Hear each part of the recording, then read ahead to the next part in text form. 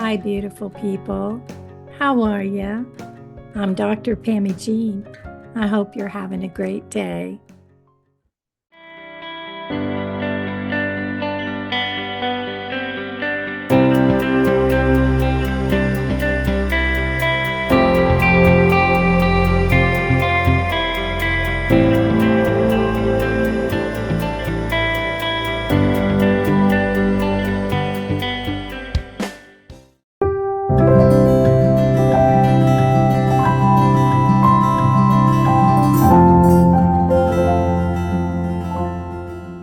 Well, Christmas is certainly on its way, is it not?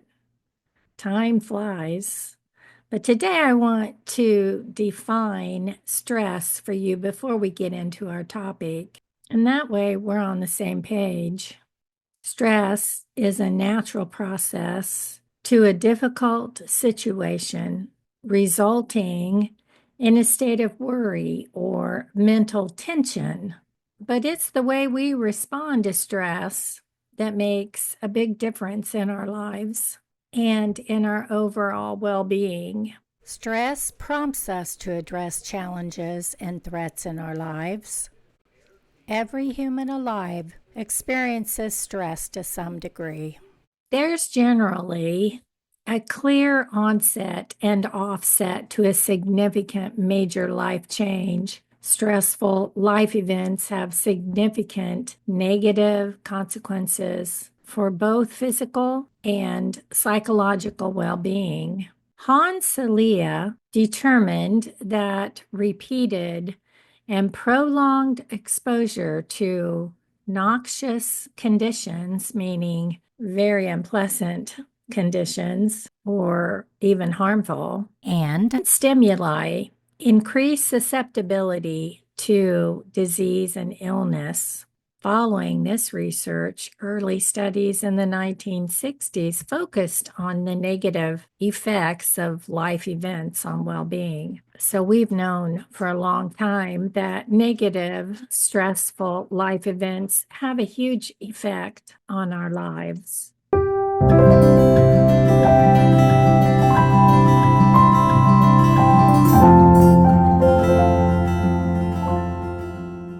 So a little bit of stress is actually good for us.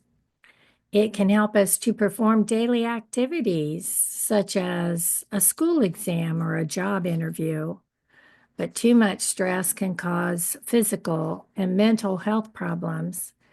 And if a mental health problem is already present, a new stressful situation can cause or exacerbate mental health conditions. This is most commonly seen in anxiety and depression.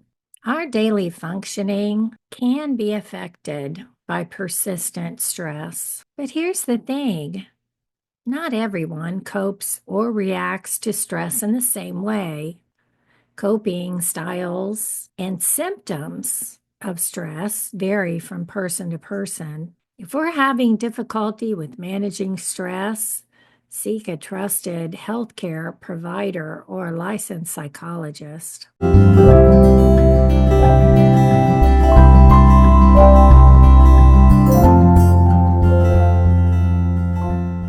Stressful life events are considered undesirable, unscheduled, non-normative, and uncontrollable, discrete, observable events with a generally clear onset and offset that usually signify major life changes. A divorce or breakup, car accident, death of a loved one, job loss, or moving are generally considered undesirable or uncontrollable life events. I would even say that having a baby, while it's a wonderful, wonderful event for many of us, can be an unexpected major life event.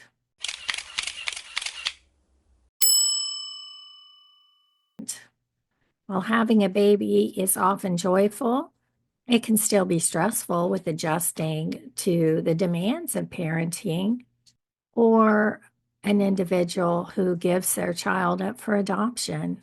Any of this can cause and create anxiety. Workplace stressors, financial challenges, or an illness or injury are unscheduled life events that can cause stress. Often, prior to fibromyalgia, patients experience an autoimmune condition, cancer, heart disease, or chronic pain from an injury or some other condition. Stressful life events have significant negative consequences for both physical and psychological well being. Maybe you worked long hours, or your work environment was dangerous or hostile, or maybe you had unclear expectations.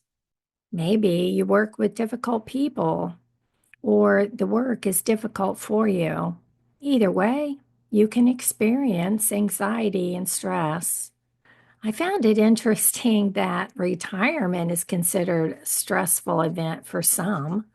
I mean, I love retirement. I stay busy, and I think that's the problem for some people is trying to figure out what to do. So prior to retirement, determine what things are going to keep you busy. So leaving the workplace can be a significant life change. It's perhaps why I wanted to start this channel a month after retirement. But also, people can have concerns about finances or loss of identity. And of course, finding new ways to fill time can lead to anxiety and depression. Lastly, it's no secret that childhood abuse, domestic abuse, and sexual abuse is associated with fibromyalgia. In a 2019 study, people who experienced partner abuse were almost twice as likely to develop fibromyalgia or ME/CFS.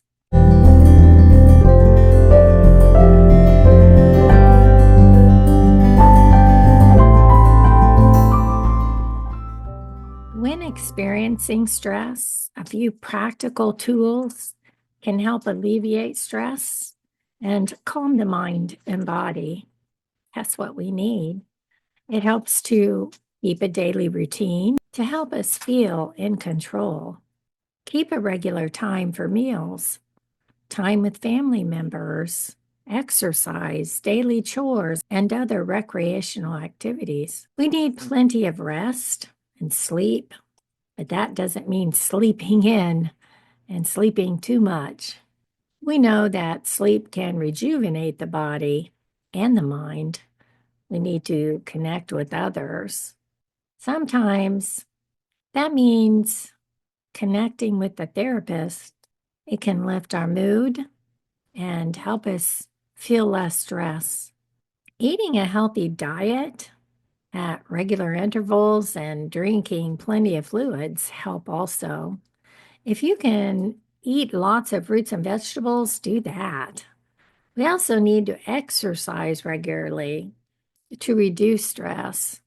Walking, biking, hiking, aerobics, weightlifting, yoga, whatever works for you is important. Mindfulness or relaxation techniques can counteract the effects of stress. And lastly, limiting the time you spend following the news on social media or on television can help decrease stress. Do you have a favorite thing to do to lower your stress? I love to hold and hug my puppies and hug my grandbabies. I try to get enough sleep because I know that helps me feel better. I enjoy aerobics from time to time when my feet aren't bothering me a lot. And I'm thinking about trying chair yoga. I hope you learned something. I send you gentle hugs and support. Love you.